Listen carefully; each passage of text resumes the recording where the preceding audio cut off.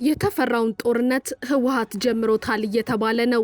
ጌታቸው ረዳ ደግሞ ፍስሐ ማንጂስና ጆን መዲድን እረፉ ብለዋል። ጤና ይስጥልን። ከኢትዮ ፍሮንት የዛሬ ጉዳያችንን ይዘን ቀርበናል። ቻናላችንን ሰብስክራይብ እያደረጋችሁ አብራችሁን ቆዩ። ህወሓት ጦርነት ከፍቶብኛል ሲል አፋር ክልል ከሷል። የአፋር ክልላዊ መንግስት የህወሓት ታጣቂዎች ትላንት ምሽቱን ወደ ክልሉ ገብተው 6 መንደሮችን በኃይል በመቆጣጠርና ንጹሃን ነዋሪዎችን በሞርታርና በዙ 23 በመደብደብ የግጭት ማቆም ስምምነቱን አፍርሶታል በማለት ከሷል። የክልሉ መንግስት ትላንት ማምሻውን ባወጣው መግለጫ የህወሓት ታጣቂዎች የገቡት በዞን 2 መጋሌ ወረዳ ቶንሳ ቀበሌ በኩል መሆኑን ገልጧል። የቡድኑ ታጣቂዎች በቶንሳ ቀበሌ ላይ ተኩስ በከፈቱበት ወቅት የአፋር ሽማግሌዎች ታጣቂዎቹ ወደ መጡበት እንዲመለሱ ቢማጸኗቸውም ፈቃደኛ እንዳልነበሩ የአፋር ክልል የመንግስት ኮሚኒኬሽን ቢሮ በመግለጫው ላይ ጠቅሷል። ህወሓት ከትንኮሳ ድርጊቱ በአስቸኳይ ካልተቆጠበ የዜጎችን ደህንነትና ድንበሩን የማስጠበቅ ኃላፊነቱን እንደሚወጣም ነው የክልሉ መንግስት ያስታወቀው።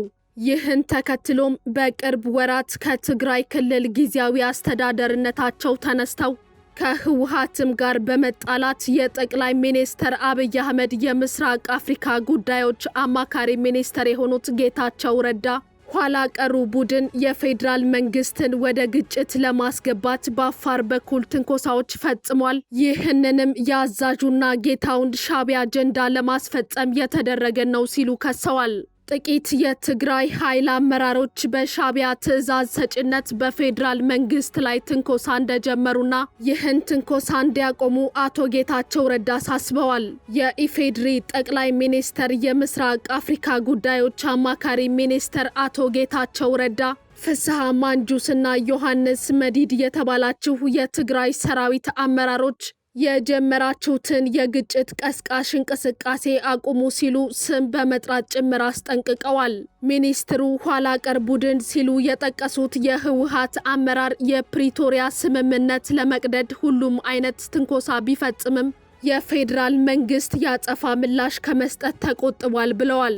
ኋላ ቀር ያሉት የህወሓት አመራር ቡድን የፌዴራል መንግስትን ወደ ግጭት ለማስገባት በአፋር በኩል ትንኮሳዎች ፈጽሟል። ይህንንም የአዛዡና ጌታውን ሻዕቢያ አጀንዳ ለማስፈጸም የተደረገ ነው ሲሉ ገልጸዋል። በአፋር ክልል በኩል በፌዴራል መንግስት ላይ የተደረገው ትንኮሳ ጀነራል ፍስሐ ማንጁስና ጀነራል ዮሐንስ መዲድ ናቸው የመሩት፣ ማቆም ያለባቸው እነሱ ናቸው ሲሉ አሳስበዋል። ጦር አውርድ በሚል ጸሎት በራስ ህዝብ ላይ መከራና ጭፍጨፋ መጋበዝ ክህደት ነው ያሉት ሚኒስትር ጌታቸው በትግራይና በአፋር በኩል ያላችሁት የትግራይ ሰራዊት ቲዲኤፍ እና የትግራይ የሰላም ኃይል ቲፒኤፍ የሻዕቢያን ፍላጎት ለማሳካት ወደ እርስ በርስ ግጭት መግባት የለባችሁም ብለዋል። ለትግራይ የሚያስብና እርባና ያለው ሰው 3ኛ ዓመቱ ያስቆጠረውን የፕሪቶሪያ ውል ከወዴት ደረሰ ብሎ መጠየቅ ብቻ ነው የሚያዋጣው ሲሉ አቶ ጌታቸው ረዳ ገልጸዋል። ማክሰኞ ጥቅምት 25 2018 ዓ.ም ከሰዓት በኋላ በትግራይ ኃይሎችና በትግራይና አፋር ክልል አዋሳኝ በሚገኙት ራሳቸውን የትግራይ የሰላም ኃይል ታጣቂዎች ቲፒኤፍ ብለው በሚጠሩት መካከል ግጭት መቀስቀሱ በማህበራዊ የትስስር ገጾች በስፋት ሲነገር ቆይቶ ነበር። ከቅርብ ጊዜ ወዲህ በተለይም መቀሌ ባለው የህወሓት ቡድንና በፌዴራል መንግስት በኩል የቃላት መካረሮች በእጅጉ እየታዩ ነው። ህወሓት የፌዴራል መንግስት እኔን ለማስወጋት የታጠቁ ቡድኖችን አደራጅቶ በአፋር ክልል እያንቀሳቀሰ ነው በሚል በተደጋጋሚ ይከሳል። ሆኖም ቡድኑ አደረገው የተባለው ወረራ ከዚህ መነሻ ለመሆኑ በግልጽ የታወቀ ነገር የለም። የፌዴራል መንግስት ደግሞ በመቀሌ የመሸገው የህወሓት ቡድን ከኤርትራ መንግስት ጋር በማበር የኢትዮጵያን ጥቅም በሚጎዳ ተግባር ላይ ተሰማርቷል በሚል ወቀሳን ያሰማል። ከዚህ ጋር በተያያዘ የኢፌድሪ ጦር ኃይሎች ጠቅላይ ኤታማዦር ሹም ፊልድ ማርሻል ብርሃኑ ጁላ ከሰሞኑ የሰሜኑ ጦርነት የተቀሰቀሰበት 5ኛ ዓመት ሲታሰብ በመንግስት መገናኛ ብዙሃን በተላለፈ ንግግራቸው ህወሓት ላይ የመረረ ትችትን ሲያነሱም ተደምጠዋል። ፊልድ ማርሻል ብርሃኑ ጁላ በዚሁ ጊዜ ህወሓት ከፕሪቶሪያ የግጭት ማቆም ስምምነት በኋላ አድርጓቸዋል ያሏቸው ትንኮሳዎች፣ እምቢ ባይነቶች፣ ስራዎችና ሴራዎች ወደ ጦርነት ለመግባት ከበቂ በላይ ናቸው ብለዋል። ፊልድ ማርሻሉ ጉጅሌ ሲሉ የጠሩት በህወሓት ውስጥ ያለ ኃይል እስካልተነቀለ ድረስ ኢትዮጵያ ሰላም አታገኝም ሲሉም ተደምጠዋል። የዛሬ 5 ዓመት የተፈጸመውን ጥቃት ክህደትና አስነዋሪ ታሪክ ሲሉ የጠሩት ኤታ ማዦር ሹሙ ስለ ድርጊቱ ሲነሳ እየተወራ ያለው ስለ ህወሓት እንጂ ስለ ትግራይ ህዝብ አለመሆኑን አጽንኦት ሰጥተዋል። ህወሓት ራሱን በሙሉ አይደለም፣ ምክንያቱም አንዳንድ ጊዜ ነገሮች ጅምላ ይሆኑና ሀገር የሚጎዳ ድምዳሜ ላይ ይደረሳል ያሉት ፊልድ ማርሻል ብርሃኑ ድርጊቱ መካድ በለመደ የተወሰነ የህወሓት ስብስብ ጉጅሌ የተፈጸመ ተደርጎ መወሰድ እንዳለበት አስገንዝበዋል።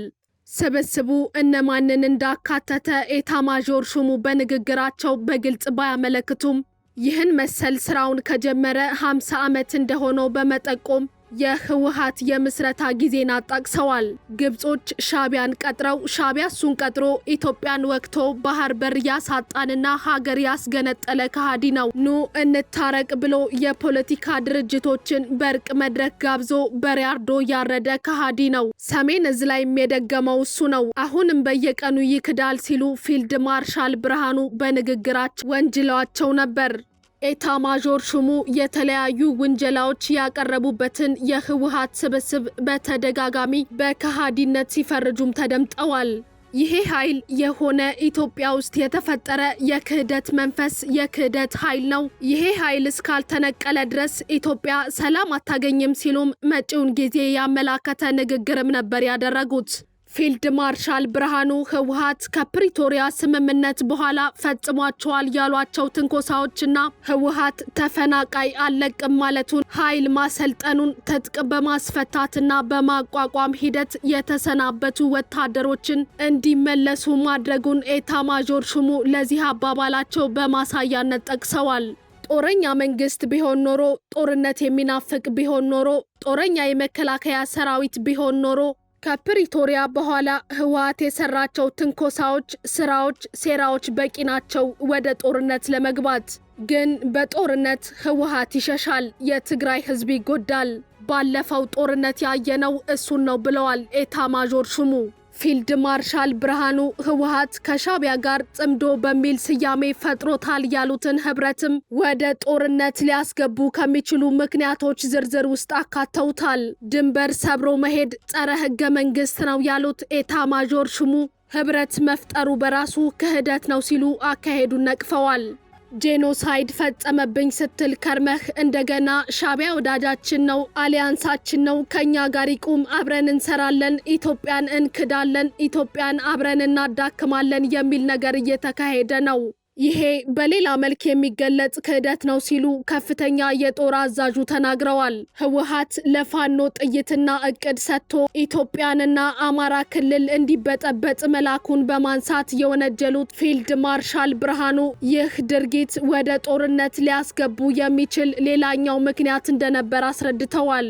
በቀደም በሰሜን ወሎ ግንባር ከፋኖ ጋር ተገናኝታችሁ ገብታችሁ እቅድ አውጥታችሁ አመራር እየሰጣችሁ ተዋግታችኋል፣ ግን ዝም ብለናችኋል። ምክንያቱም ኃላፊነት አለብን። እኛ መንግስት ነን። ለትንኮሳ ሁሉ መልስ አንሰጥም። ሞልቶ ከፈሰሰ ግን ምንም ማድረግ አንችልም ሲሉ ማስጠንቅቀዋል።